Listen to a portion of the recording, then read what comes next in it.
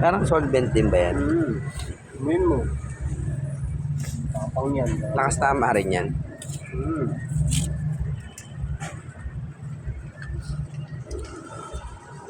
150 no, kalit-liit eh.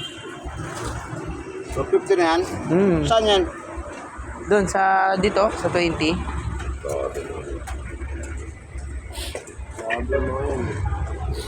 Sa, ano ba yung pangalan nun? Unimansion ba yan? Sa 20? Boston. Ay, hindi Boston, sa 15. Sa 15, sa netwasan naman. Sa palengke na yung Boston eh. Lumipat na? Ang tagal nila dyan sa Boston ah. Ba't minatapakan din na yun ah. Pero doon pa rin sila sa 15 yung restaurant.